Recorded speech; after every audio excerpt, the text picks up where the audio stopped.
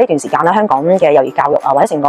嘅香港教育咧，都比較艱難啲。咁我哋點樣去即係令到我哋學校可以讓到更多人去認識我哋嘅教學特色咧？我哋係路德會救恩幼稚園，咁我係楊副校，楊雅芝副校。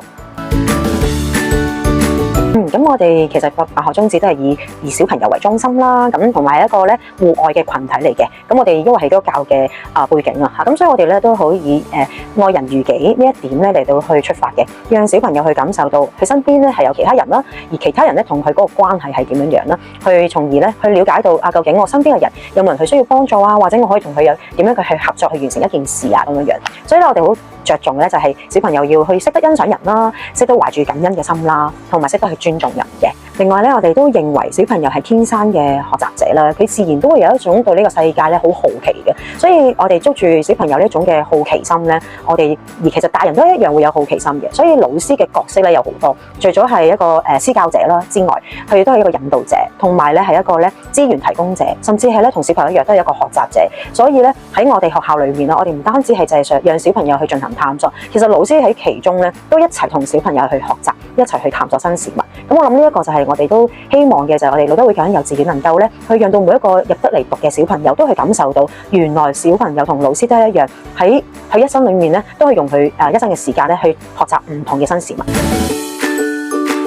我哋主要咧係探索學習嘅，咁並且我哋係用小組嘅形式啦，去同小朋友進行呢個探索。咁其實咩為之探索咧？咁其實就係俾小朋友咧用五官嚟到去探索新事物嘅。咁亦都透過小朋友互相之間嘅討論啦，同埋小朋友同老師之間嘅提問啦、討論啊，嚟到引發佢哋嘅學習興趣點，跟住又好有興趣咁一路去探索落去。透過五官啦，可能會去操弄一啲嘅唔同嘅物品啦等等。咁至於即係喺呢段時間啦，香港嘅幼兒教育啊，或者成個嘅香港教育咧，都比較艱難啲。咁我哋點樣去即係令到我哋學校可以讓到更多人去認識我哋嘅教學特色咧？咁我哋都將呢個問題咧都拋咗俾小朋友，係啦，咁即係我哋而家都開始緊咧，就係同小朋友去傾下，我哋點樣可以讓我哋嘅學校俾更多人嘅認識咧？咁我哋每年都會搞開放日嘅，咁所以咧小朋友喺唔同級別都會去諗一啲咧適合更細嘅小朋友，例如係2至3歲嘅小朋友啦，佢哋去玩嘅遊戲，等佢哋喺呢個開放日嚟到我哋學校嘅時候咧，就可以好開心咧去玩唔同嘅活動之餘，亦都認識我哋學校嘅。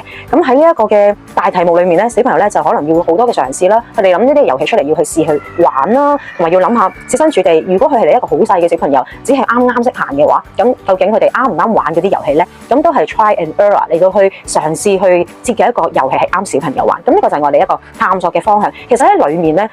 好多家長都會問嘅，其實學到啲乜嘢啊？其實去到學到咧就係點樣去解決問題啦，或者去發現問題啦，同埋一齊咧合作。係其實好多嘅課題裏面咧，都可以係由呢一個探索嘅活動學習裏面咧學到嘅。我覺得基本上呢一個嘅探索學習咧，就等於好似一個人生嘅課題，俾到小朋友一樣咁樣，去 solve 唔同嘅 problem 咁樣。所以我覺得咧即係好想藉住呢一度咧，都去介紹一下啦，我哋學校呢一種嘅探索嘅學習模式。而另外一個咧，我哋就係蒙氏嘅教育啦，即係蒙特梭利。咁蒙特梭利嘅教育特色係啲乜嘢咧？就係讓小朋友去自主學習嘅，即係話小朋友咧有自主權去揀佢嘅工作啦。我哋其實你會見到咧蒙特梭利嘅教具咧，喺課室裏面都設置咗有好多唔同區域嘅蒙氏教具。咁但係咧，喺小朋友眼中或者喺老師教小朋友嘅時候咧，我哋都會話嗰啲係啲工作嚟嘅，係一項工作嚟嘅。咁等小朋友咧都係一種好尊重啦，好投入咧喺個學習嘅旅程裏面嘅。咁你會發現小朋友咧，佢透過玩唔同嘅音樂去做每一種嘅唔同嘅蒙氏工作嘅時候咧，佢哋都認真啦，同埋佢喺裏面會學到啲乜嘢咧？因為裏面有幾個大範疇嘅，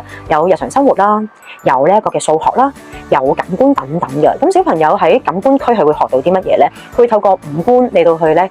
觀察唔同嘅事物，去操弄唔同嘅事物，去培養翻佢個五官嘅能力啦，係啦。另外咧日常生活區又係啲乜嘢咧？尤其是喺 K1 咧，我哋會比較多咧係着重喺日常生活區嘅裏面嘅。原因係乜嘢咧？好多時候咧父母喺屋企咧都唔會咁俾佢揸鉸剪啦，或者工具性嘅嘢，例如一個篩麵粉嘅篩啊等等。但係喺蒙氏嘅教學裏面啦，佢去到日常生活區裏面咧，佢就可以使用到呢啲嘅工具。其實呢啲都係培養翻小朋友咧喺生活技能上面咧建立唔同嘅能力啦。另外咧就係一啲嘅好具體啦，一啲數學概念啦。咁我哋就會有數學區啦。咁你會見到小朋友咧玩唔同嘅數學區嘅時候咧，好似好深嘅啲概念啊，會去到千位數啊咁樣嘅喎。但係其實佢哋係透過一啲好具體嘅教具操作咧，去認識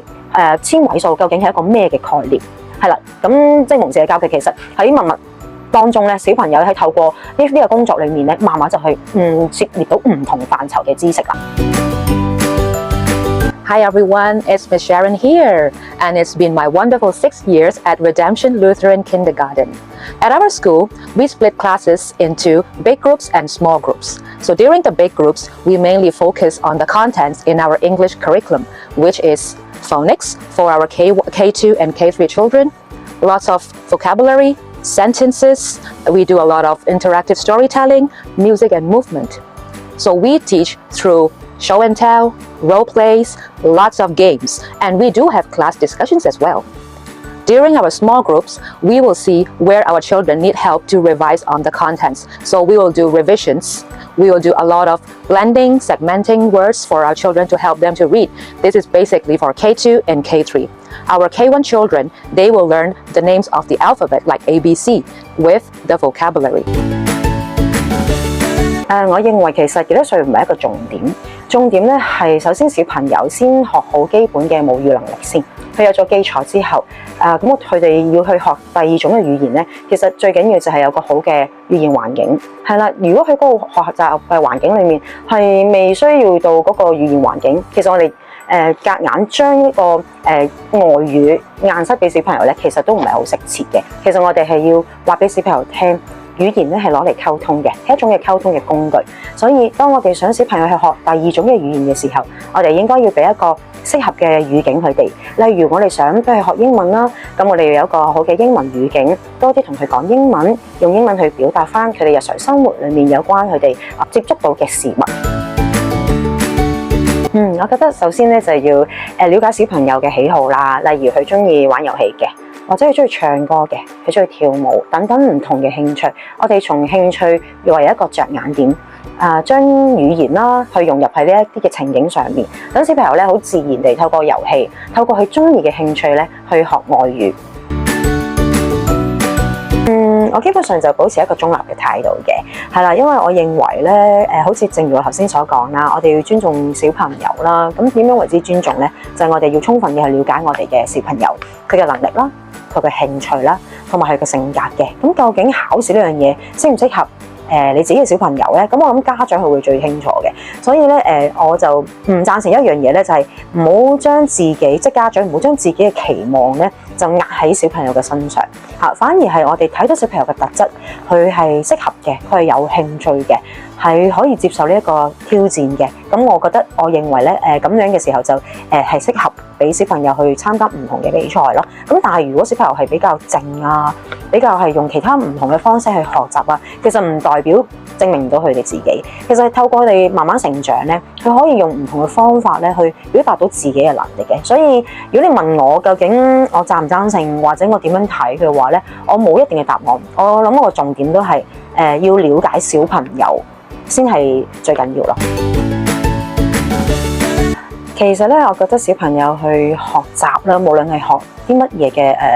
嘅科目啊，或者學習咩嘅知識都好，其實最緊要咧就係小朋友有興趣，同埋佢喺嗰方面咧建立到信心。至於你話即係點解小朋友可以有一個英文咁高嘅水平咧？我個人認為係因為都好睇小朋友佢本身對英文有冇興趣啦，對呢一個語言有冇興趣。當佢有興趣嘅時候，而老師家長亦都發覺佢有呢一方面嘅興趣，就會加以培育。係啦，至於我哋學校有啲咩嘅方式咧，就係頭先英文老師都有講過嘅，就係咧我哋有大班嘅學習啦，亦都有小班嘅學習。咁我哋小班嘅學習咧，其實就可以 focus 唔同小朋友有唔同嘅能力。至於能力高嘅小朋友咧，我哋可以俾多啲challenge 啦。能力比較弱少少嘅，咁我哋就睇下用啲咩方法可以提升翻佢嘅能力。